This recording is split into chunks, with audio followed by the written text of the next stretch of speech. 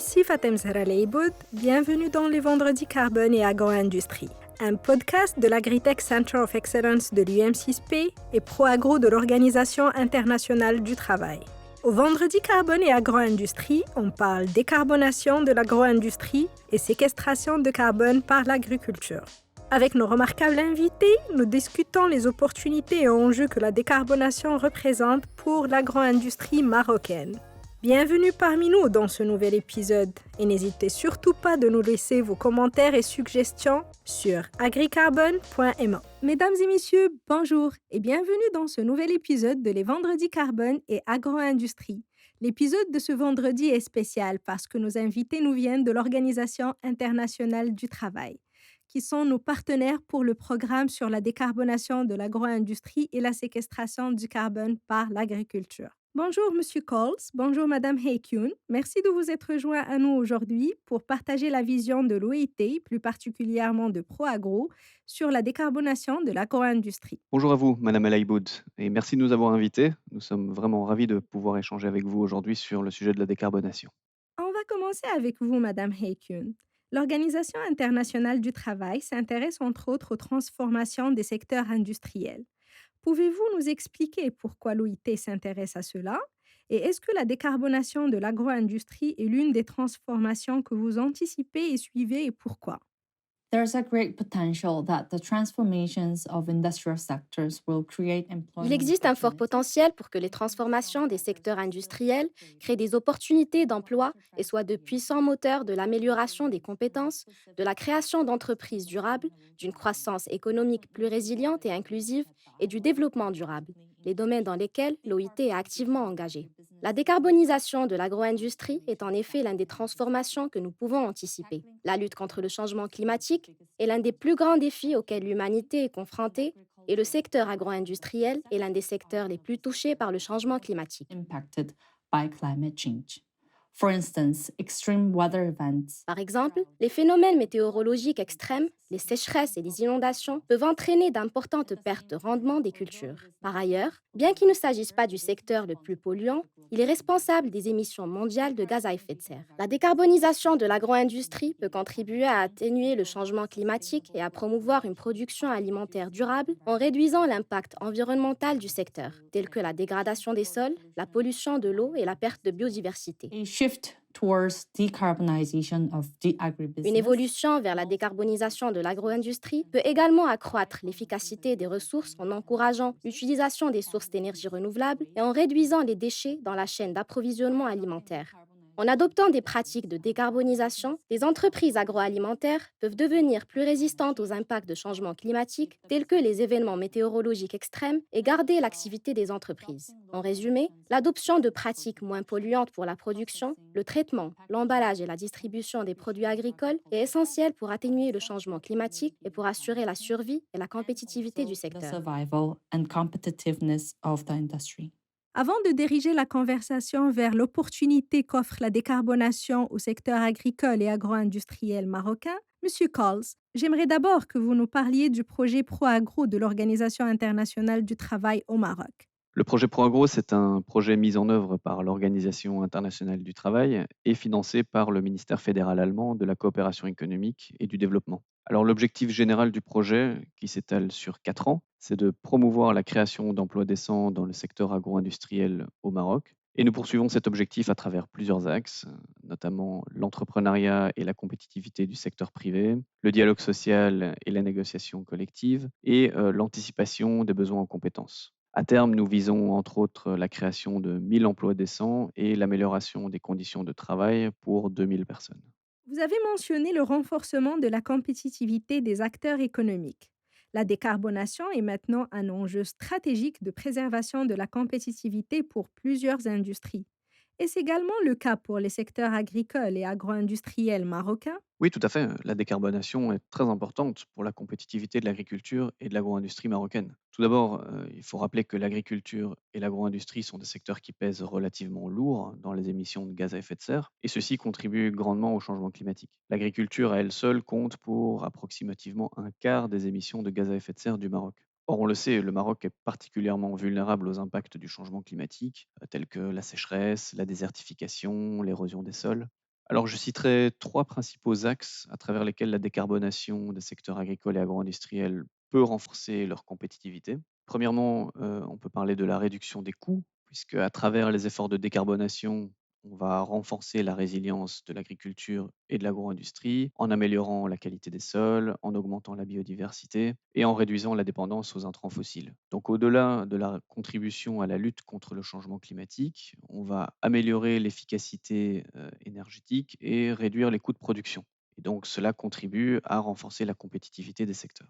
Le deuxième axe, il s'agit de la conformité réglementaire et des barrières tarifaires, puisqu'on voit arriver de nouvelles réglementations et des taxes sur certains marchés à l'export. Je pense en particulier au marché européen et son nouveau Green Deal, puisqu'il vise entre autres à favoriser la commercialisation sur son marché de produits les plus verts possibles. Et donc verdir sa production, ça signifie aussi pouvoir être plus compétitif sur les marchés extérieurs en minimisant les barrières tarifaires qui sont ou seront imposées par les pays importateurs. Enfin, le troisième axe, c'est la demande du marché. Il ne faut pas négliger cette tendance lourde des consommateurs qui, avec ou sans réglementation, sont de plus en plus préoccupés par l'impact environnemental des biens et des services qu'ils consomment. On voit notamment un engouement de plus en plus fort vers les circuits courts, vers l'économie circulaire, vers les produits bio. Je vois aussi que certaines marques consacrent un grand espace sur leurs emballages pour expliquer aux consommateurs les initiatives qu'elles prennent pour réduire leur empreinte environnementale. Ça traduit bien la place croissante que ça occupe dans les stratégies de marketing. Et donc, pour une entreprise, pouvoir démontrer que ses produits sont relativement peu émetteurs d'émissions de gaz à effet de serre, c'est aussi convaincre les consommateurs de choisir leurs produits plutôt que ceux d'une entreprise concurrente. Le projet ProAgro supporte la décarbonation de ce secteur à travers son programme conjoint avec l'Université Mohamed VI Polytechnique sur la décarbonation et dans le cadre duquel ce podcast a été lancé. Pourquoi, Monsieur Coles, dans quelle perspective ce programme et ce partenariat ont été lancés et pourquoi maintenant? Alors, tout est parti d'une analyse de la compétitivité des produits laitiers et des produits maraîchers au Maroc que nous avons menée en 2022 et qui avait pour principal objectif de comprendre quels seraient les facteurs de compétitivité prédominants à moyen et à long terme. Et parmi les principaux axes de recommandation figurait bien entendu toute une série d'actions portant sur la décarbonation. Mais ce que l'analyse mettait également en évidence, c'était la nécessité pour le Maroc d'accroître la recherche appliquée et donc de favoriser une collaboration la plus étroite possible entre le monde académique et les professionnels. Et donc, il était naturel pour nous de nous associer à une université pour développer un programme ambitieux sur la décarbonation de l'agro-industrie, un programme qui est relativement vaste puisqu'il couvre des activités de sensibilisation, de formation, d'innovation et de développement d'outils digitaux au service des entreprises. Et travailler avec l'UM6P et plus spécifiquement sa business unit AgriEdge, c'était une évidence car d'une part, nous bénéficions ainsi d'une expertise et d'un réseau très développé et d'autre part, nous partageons les mêmes ambitions sur le sujet qui sont globalement de faire de l'agriculture et de l'agro-industrie marocaine de véritables moteurs de la décarbonation. Alors à la question pourquoi maintenant? Parce que nous ne pouvons pas attendre. Je suis convaincu que l'accélération de la transition verte offre au Maroc et en particulier à l'agriculture et à l'agro-industrie de très belles opportunités, y compris en termes de compétitivité et de création d'emplois de qualité. Mais pour saisir ces opportunités, il n'y a pas d'autre choix que de mettre le paquet dès maintenant et surtout de favoriser la coordination et la collaboration entre les différents acteurs impliqués. Monsieur Coles, vous interagissez beaucoup avec les acteurs des secteurs agricoles et agroalimentaires marocains. Quel intérêt manifestent ces derniers pour la décarbonation? Il est indéniable que l'intérêt est croissant. On le voit dans la participation des acteurs économiques et institutionnels aux événements organisés sur le sujet de la décarbonation. On observe aussi plusieurs entreprises bien conscientes des enjeux qui se sont déjà lancées et ont investi pour décarboner leurs activités. Et on le ressent bien dans les échanges que nous avons avec nos partenaires publics et privés, que ce soit dans l'agriculture ou dans l'agro-industrie. Ceci étant dit, nous remarquons aussi que seule une minorité d'acteurs ont déjà acquis une connaissance de base sur la décarbonation et sur la séquestration de carbone. Et on peut revenir justement à la question de compétitivité. Je crois effectivement que ce lien entre décarbonation et compétitivité des entreprises n'est pas encore évident pour tout le monde. D'où l'importance de faire de grands efforts de sensibilisation et de partage d'informations, à la fois avec les professionnels et les décideurs politiques. Et c'est tout l'intérêt de certaines de nos interventions conjointes avec l'UM6P. Je pense notamment aux AgriCarbon Days. Une première conférence a été organisée en novembre dernier et une deuxième conférence aura lieu les 24 et 25 mai au campus de l'UM6P à Rabat. L'objectif, c'est donc de rassembler l'ensemble des acteurs concernés, de discuter sous un angle commercial et scientifique de la décarbonation de l'agro-industrie et de la séquestration de carbone, en présence d'experts nationaux et internationaux, d'écouter des entreprises qui ont déjà progressé dans la réduction de leur empreinte carbone, et donc de manière générale de renforcer les connaissances et la maîtrise du sujet auprès des acteurs agricoles et agro-industriels. Et j'invite d'ailleurs tous les auditeurs de ce podcast à se joindre à nous les 24 et 25 mai. AgriCarbon Days, un colloque international, un lieu de rencontre et d'échange autour de la décarbonation de l'agro-industrie et de la séquestration de carbone par les sols agricoles. Rejoignez une communauté internationale de chercheurs, d'experts, de professionnels, d'agro-industriels et d'agriculteurs pour échanger sur le carbone et l'agro-industrie. AgriCarbon Days vous donne rendez-vous les 24 et 25 mai à Rabat pour sa deuxième édition. Inscrivez-vous sur www.agricarbonprogramme.ma.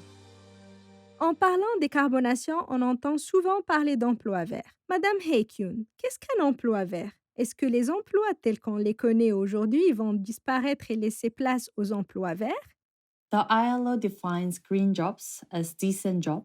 L'OIT définit les emplois verts comme des emplois décents qui contribuent à préserver ou à restaurer l'environnement, que ce soit dans des secteurs traditionnels, tels que l'industrie manufacturière et la construction, ou dans de nouveaux secteurs verts émergents, tels que les énergies renouvelables et l'efficacité énergétique. La transition vers des économies et des sociétés décarbonées a un impact profond sur le marché du travail, créant de nouveaux emplois, par exemple les installeurs de panneaux solaires photovoltaïques, entraînant certaines pertes d'emplois, par exemple ceux qui travaillent dans le secteur des combustibles fossiles, et modifiant la composition des compétences de nombreux emplois. Composition of many jobs. Earlier ILO research has estimated that close to Des recherches de l'OIT ont estimé que près de 103 millions d'emplois pourraient être créés, mais que près de 78 millions d'emplois pourraient être perdus d'ici 2030 dans le cadre de deux scénarios politiques mondiaux, le scénario de la durabilité énergétique et le scénario de l'économie circulaire. large majority of workers at risk of losing jobs could be real. Bien qu'une grande majorité de travailleurs risquant de perdre leur emploi puissent être réaffectés à la même profession dans un autre secteur au sein du même pays, quelques 24 millions de travailleurs ne seraient pas en mesure de trouver les mêmes opportunités.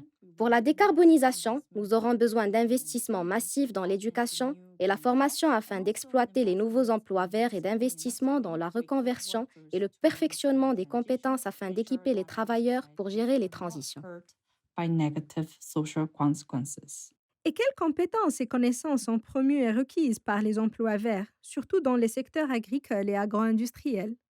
Decarbonization requires us to rethink on how we design, produce, and distribute goods. La décarbonisation nous oblige à repenser la façon dont nous concevons, produisons et distribuons les biens et les services dans tous les secteurs de l'économie, y compris les secteurs agricoles et agro-industriels. Pour mener à bien cette transition vers la décarbonisation, nous aurions besoin sur le marché de travail des secteurs agricoles et agro-industriels de travailleurs possédant une bonne combinaison de différents types de compétences. Premièrement, des compétences techniques spécifiques à des professions, par exemple des compétences liées à l'adoption de techniques d'agriculture biologique, à la diversification des cultures, à la gestion efficace des sols et de l'eau, des compétences liées au traitement des produits agricoles et à l'emballage qui laissent moins d'empreinte carbone. Another important skills is foundational skills such as Deuxièmement, compétences fondamentales, la littératie, la numératie, la littératie numérique et environnementale, qui constituent la base de tout travail et de tout apprentissage. Troisièmement, compétences de base, soft skills,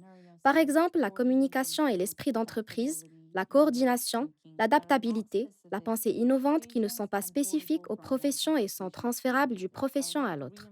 Une bonne combinaison de ces compétences est importante pour emplois verts dans les secteurs agricoles et agro-industriels. for green jobs in the agricultural and agro-industrial sectors. Je vous remercie beaucoup, Madame Heykyun. Un dernier mot pour conclure. Decarbonization of the La décarbonisation de l'agro-industrie est essentielle pour notre planète, mais cela ne peut se faire sans une main-d'œuvre dotée de connaissances, de compétences, de valeurs et de comportements qu'elle peut utiliser pour transformer son lieu de travail, sa communauté et la société dans son ensemble. Je voudrais souligner l'éducation et la formation sont des moyens puissants pour permettre ce processus. to enable this process. Merci. Thank you. Merci à vous également, Monsieur Coles. Un dernier mot pour conclure. Alors, comme dernier mot, je voudrais insister sur les aspects positifs de cette accélération de la transition verte. C'est vrai que si on ne veut pas subir cette transition, d'importants efforts devront être consentis, notamment en matière de développement de compétences.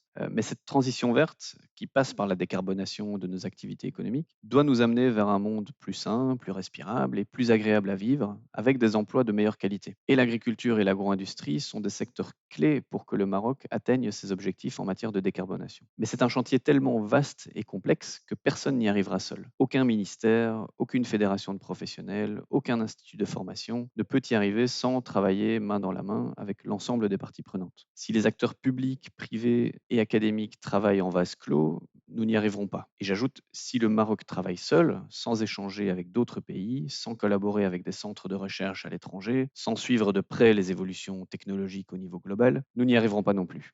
La transition verte, ce n'est pas un combat qu'on gagne au détriment des autres, c'est un combat qui sera soit gagné par tout le monde, soit perdu par tout le monde. Maintenant, à nous de choisir si nous voulons gagner tous ensemble ou perdre tous ensemble. Merci à vous de nous avoir invités à participer à ce podcast. C'était un plaisir. Nous arrivons à la fin de cet épisode. Merci encore une fois à notre invité et merci à vous pour vos commentaires bienveillants et vos précieuses suggestions. Continuez à nous écrire sur agricarbon.ma. Il nous fait toujours plaisir de vous lire.